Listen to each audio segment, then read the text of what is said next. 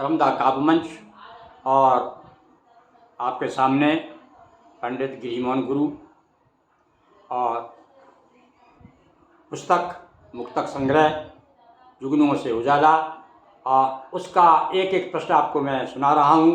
और आज प्रश्न क्रमांक 25। कुल इसमें देखिए कितने प्रश्न हैं।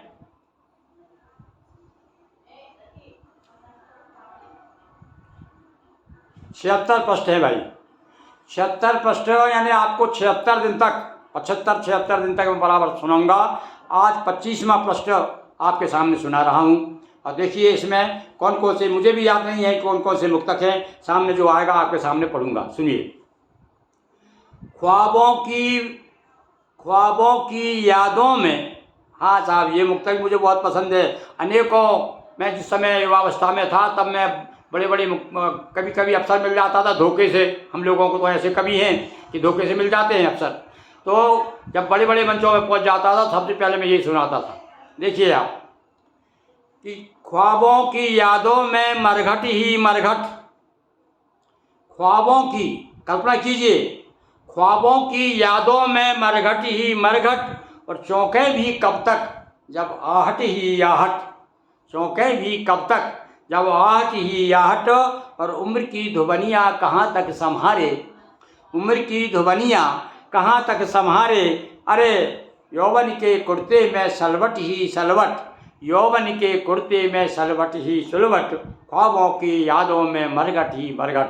तो एक निराशा भरा गीत। कभी कभी जीवन में निराशा भी हमें उत्साह देती है। अब यही मुक्तक मैं पढ़ रहा हूँ तो अच्छा लग रहा है। तो सुनिए अब आगे का मुक्तक। हाँ, अब एक ना आशा निराशा मेरे साथ जीवन में साथ साथ चोली दामन का साथ है मेरा। अब देखिए दूसरा मुक्तक। मैं नदी की धार लहरों की रवानी, मैं नदी की धार लहरों की रवानी, मैं पवन की चाल जग की जिंदगानी, और हिमशिखर को चूम नभ के चांद को भी, हिमशिखर को चूम नभ के चांद को भी, और जीत कर आती कहाती नौजवानी, जीत। अब भाई देखिए आज के प्रसंग में देखिए कवि ने बहुत पहले कह दिया है, कवि तो अपनी कल्पना से चांद पे पहले ही पहुंच गया है और हमारा देश तो अब पहुंच रहा है। तो इसमें हम लोगों की शुभकामनाएं तो है ही, कवि तो कब से चांद पे पहुंच गया है। तो देखिए अब आप ये कितना सार्थक हो रहा मुक्तक आज। और इस मुक्तक को तो मैं फेसबुक पे अलग से फेसबुक पे दूंगा। और देखिए आप ये मुक्तक सुनिए फिर से। मैं नदी की धार लहरों की रवानी, मैं पवन की चाल जग की जिंदगानी, और हिमशिखर को चूम नभ के चांद को भी, जीत कर आती कहाती जिंदगानी, और जीत कर आती कहाती नौजवानी, जीत कर आती कहाती नौजवानी। तो ये नौजवानों के लिए समर्पित दूसरा मुक्तक देखिए। ये कुछ अलग मिजाज का है भाई। सुनिए आप कि मीत तमसे न डरा कर ज्यादा, पर एक हौसले वाली बात।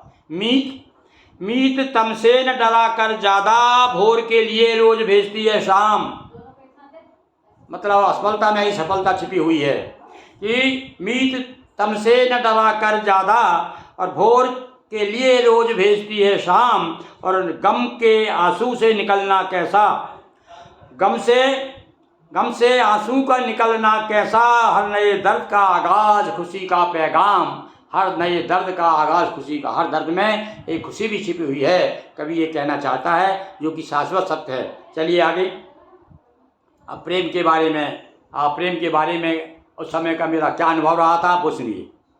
प्रेम है सिर्फ एक आह का नाम, जो भुक्तभोगी हैं वो इस वाक्य को समझ जाएंगे कि ये बात कहाँ से हृदय के किस कोने से उठी होगी। प्रेम है सिर्फ एक आह का नाम, जिंदगी लग रही गुनाह का नाम, और आदमी में कहीं कुछ भी न था, आदमी में कहीं कुछ भी न था, और जवानी घर न होती उत्साह का नाम। फिर से सुन लीजिए पंक्तियों को भाई। विशेष रूप से वृद्धों को तो एक जोश आएगा ही, और हम जवान लोग जो हैं जो निराशा के गर्त में डूबे हुए हैं उनके लिए संदेश दे रहा हूँ कि प्रेम है सिर्फ एक आह का नाम, जिंदगी लग रही गुनाह का नाम, और आदमी में कहीं कुछ भी न था, जवानी घर ना होता अगर उत्साह का नाम, जवानी घर ना होता उत्साह का नाम। तो इसके बाद फिर सुनिए, फिर एक मस्ती भरा एक 4 पंक्ति मुक्तक कि छेड़ रही द्रुमदल से मधुमाती बात। फिर प्रकृति का वर्णन किया है।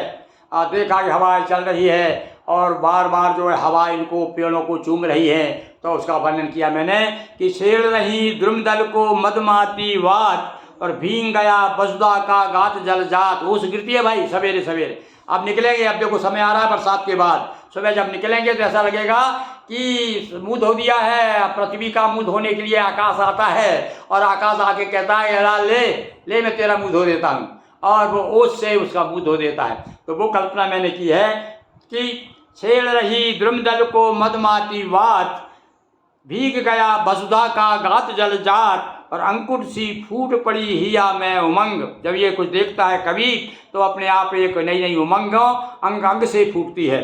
तो अंकुर सी फूट पड़ी हिया में उमंग और मेघों में डूब गई किरनीली प्रात। मेघों में डूब गई और उस समय बादल छा गए होंगे, उसका वर्णन किया कवि ने। अब आगे देखिए, एक आज के पेज नंबर कौन सा याद है आपको? पेज नंबर 25, जुगनू से उजाला मुक्तक संग्रह।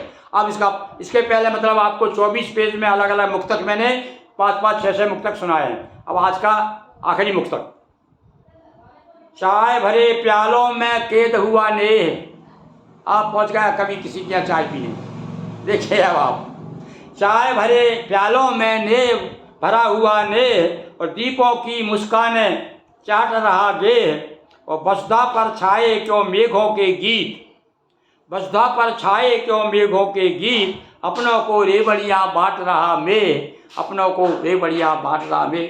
ये ज़रा ये समर्पित कर दूँ आजकल के जितने हमारे नुमाइंदे हैं, जो जिनको हम सेवक कहते हैं, पर जो हमारे स्वामी होकर हम पे जो दाल छाती पे दाल डाल रहे हैं ना, उनके लिए समर्पित है 4 पंक्ति कि चाय भरे प्यालों में कैद हुआ ने, दीपों की मुस्कानें चाट रहा गे और बसुधा पर छाए क्यों मेघों के गीत और अपनों को रेवड़ियाँ बांट रहा मैं, अपनों को रेवड़ियाँ बांट रहा मैं। बहुत बहुत धन्यवाद।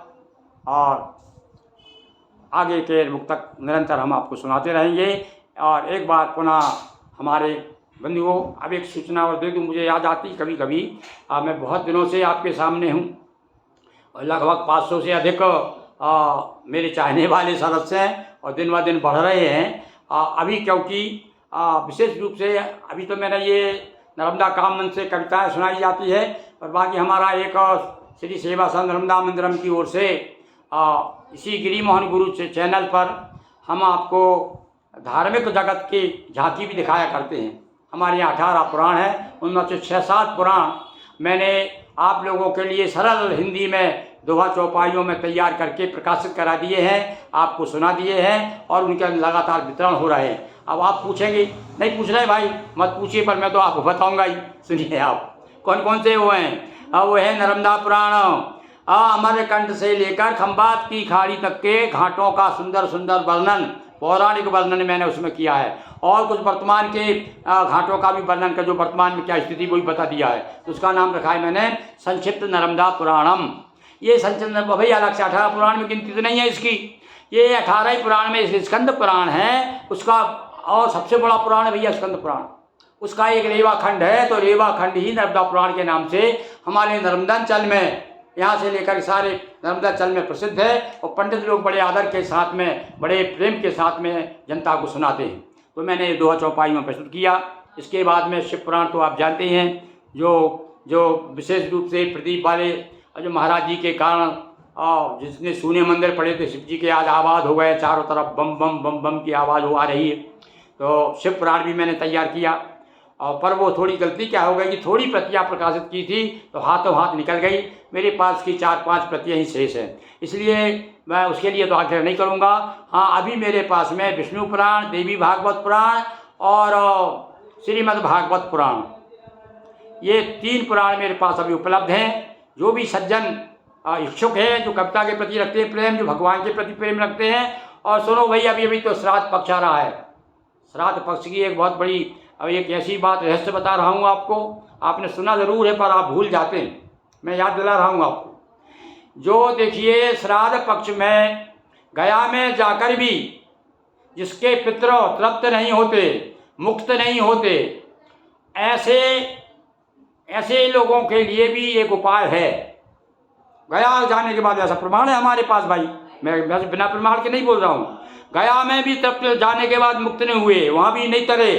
तो बोले भैया, लोग कहते हैं वैसे तो गया गया सो गया, जो गया गया वो फिर लौट के नहीं आता। पर नहीं भैया, एक कथा आती है भागवत में, धुंधुकारी नाम का जो गया में गए उसके भाई, उसके बाद भी मुक्त नहीं हुआ।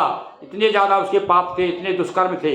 तब क्या हुआ, तब भागवत सुनाई। उन्होंने कहा भैया भगवान का भागवत कथा सुनाइए आप उनको, तो उतर जाएगा। तो हमने उसी भागवत को बड़े सरल में, आपको मुश्किल से 1.5 घंटे में पूरा पाठ आप भागवत का कर सकते हैं। 1.5 घंटे में 2 चौपाइयों में पूरी कथा एक तरफ से लेकर के।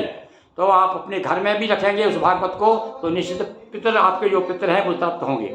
ये मैं नहीं कह रहा हूँ, ये भागवत के पुराणकर्ता स्वयं कहते हैं कि भागवत में इतनी महिमा है भागवत की कि आप भागवत का पाठ करिए, भागवत सुनिए, भागवत कराइए। और इसलिए आपने देखा होगा श्राद्ध पक्ष आते ही पंडित लोगों की वांछा खुल जाती है, क्योंकि जहाँ जहाँ जो है जहाँ तहाँ भागवत होने लगती है। तो बंधुओं, मैं भी बड़ा प्रसन्न हूँ, भागवत का प्रसंग आ रहा है, आप लोग जरूर लेंगे। बहुत बहुत धन्यवाद।